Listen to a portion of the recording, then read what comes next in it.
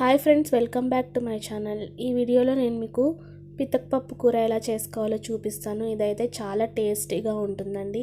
కర్ణాటక ఇంకా రాయలసీమ కొన్ని ఏరియాల్లో ఈ కర్రీ చాలా ఫేమస్.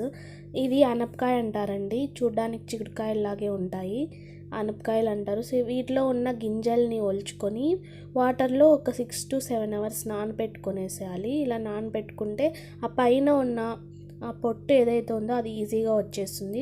ఆ లోపల ఉన్న పప్పుతోనే మనం కర్రీ చేసుకోవాలి. ఇది ఇలాగే చేసుకుంటే టేస్ట్ వేరేగా ఉంటుంది. సో మనం నానబెట్టుకునేసి ఇలా చేత్తో మనం ఇలా అంటే చాలు. ఇలా నేను చూపిస్తున్నాను కదా, ఆ విధంగా చేస్తే చాలు, ఆ లోపల ఉన్న పప్పు వచ్చేస్తుంది. ఇవి ఎక్కువ చలికాలంలోనే వస్తాయి. చలికాలం సీజన్లో ఈ అనపకాయలు వస్తాయి. ఇంకా ఆ సీజన్లో వారానికి 1-2 సార్లు ఈ కర్రీనే చేసుకుంటాం మేమైతే. సో ఇలా నానబెట్టుకుని ఒత్తుకున్న పితకపప్పు అండి ఇది. ఈ పప్పులో వాటర్ వేసుకుని పెట్టుకోవాలి మనం. అలాగే పెట్టేసామంటే మొలకలు వచ్చేస్తాయి, అందుకని వాటర్ వేసుకొని పెట్టుకోవాలి. ఇంకా ఇవైతే దానికి మసాలాకి కావాల్సిన పదార్థాలు: ఉల్లిపాయలు, టమోటాలు, వెల్లుల్లి, అల్లం, ఎండు కొబ్బరి, కొత్తిమీర, అలాగే లవంగాలు. ఇవన్నీ కూడా బాగా ఫైన్ పేస్ట్ చేసుకోవాలి. ఇలా బాగా ఫైన్గా పేస్ట్ చేసుకుంటే కర్రీ టేస్టీగా ఉంటుంది. ఇప్పుడు కుక్కర్లో కొద్దిగా ఆయిల్ వేసుకొని ఆవాలు, జీలకర్ర వేసుకోవాలి. ఈ కర్రీ కుక్కర్లో చేసుకుంటే 1 లేదా 2 విజిల్స్కే ఆఫ్ చేసేయాలండి. మనం ఎక్కువ పెట్టామంటే ఇది నున్నగా అయిపోతుంది, ఏం బాగుండదు. గిన్నెలో చేసుకుంటే కూడా ఇంకా బాగుంటుంది. కాకపోతే ఇక్కడ టైం లేదు కాబట్టి నేను కుక్కర్లో చేస్తున్నా. మీరైతే గిన్నెలో కూడా చేసుకోవచ్చు. ఆయిల్ హీట్ అయినాక ఆవాలు, జీలకర్ర వేసాను కదా, ఇప్పుడు ఉల్లిపాయలు, కరివేపాకు వేసాను. ఇది కొంచెం బాగా ఫ్రై అయిపోయిన తర్వాత టమోటా వేసాను. ఈ టమోటా కూడా బాగా వేగాలి.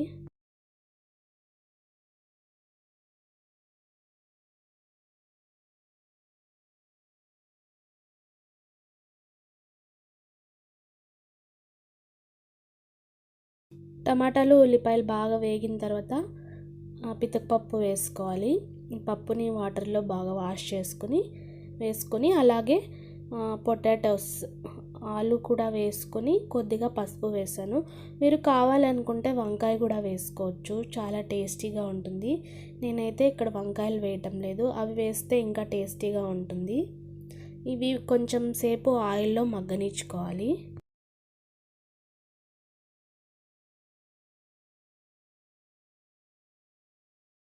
అవి కాసేపు మగ్గిన తర్వాత మనం రెడీ చేసుకున్న మసాలా పేస్ట్ వేసుకోవాలండి. ఈ మసాలా కూడా బాగా కలుపుకొని ఆయిల్లో కొంతసేపు మగ్గించుకోవాలి, పచ్చివాసన అంతా పోయేంత వరకు. మనం వెంటనే విజిల్ పెట్టేసామనుకోండి, అది కొంచెం పచ్చివాసన వస్తుంది. అందుకని ఆయిల్లో కొంచెం సేపు ఫ్రై చేసుకోవాలి, ఇలా ఒక 5 minutes లేదా 10 minutes.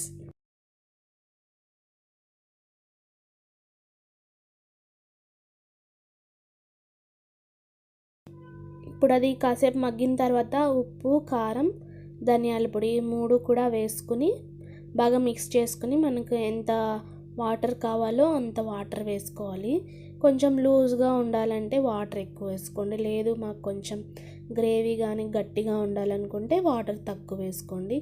ఇది కొంచెం గట్టిగా ఉంటేనే బాగుంటుంది, మరీ అంత నీళ్ళగా ఉంటే ఏం బాగుండదు.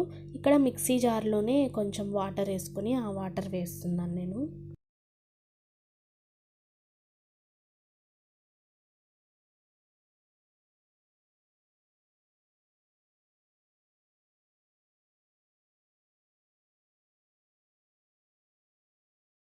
ఇప్పుడు కుక్కర్ మూత పెట్టుకొని జస్ట్ 2 విజిల్స్ పెట్టాలండి.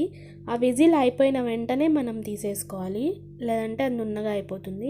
ఇక్కడ నేను పితకపప్పు చారులోకి కాంబినేషన్గా దోశ వేస్తున్నాను. సో నైట్ మిక్సీ పట్టేసుకొని పెట్టుకున్న దోసపిండి బాగా పొంగింది. దోసపిండి అయితే 2 విజిల్స్ వచ్చిన వెంటనే నేను కుక్కర్ ప్రెషర్ తీసేసి ఓపెన్ చేసేసాను. అలాగే పెట్టామంటే గట్టిగా అయిపోతుంది, అలాగే పప్పు కూడా కొంచెం మెత్తగా అయిపోతుంది, నున్నగా అయిపోతుంది అనమాట. అందుకని వెంటనే తీసేసాను. ఇంకా ఇక్కడ దోశలు వేస్తున్నాను. ఈ పెనంలో అయితే దోశలు చాలా బాగా వస్తాయండి, మెత్తగా, తినడానికి బాగుంటుంది. పిల్లలకైతే తినడానికి చాలా బాగుంటుంది. నాన్ స్టిక్ ప్యాన్లో వేసుకుంటే కొంచెం క్రిస్పీగా వస్తాయి కదా, పిల్లలు తినలేరు. అందుకని నేను ఈ పెనంలో వేస్తాను దోశలు. బాగుంటాయి, మెత్తగా వస్తాయి దోశలు.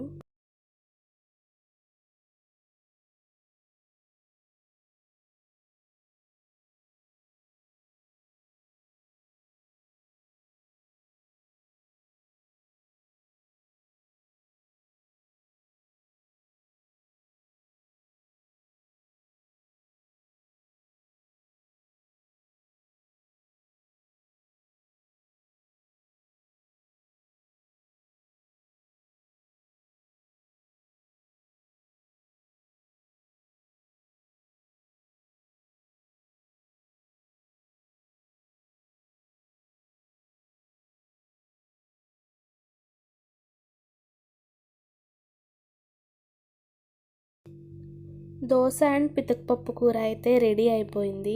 చూడ్డానికి చాలా కలర్ఫుల్గా ఉంది కదా, అలాగే టేస్ట్ కూడా చాలా బాగుందండి. ఇంకా ఈ కర్రీలోకి చికెన్ మటన్ కూడా వేసుకోవచ్చు, సేమ్ ప్రాసెస్సే.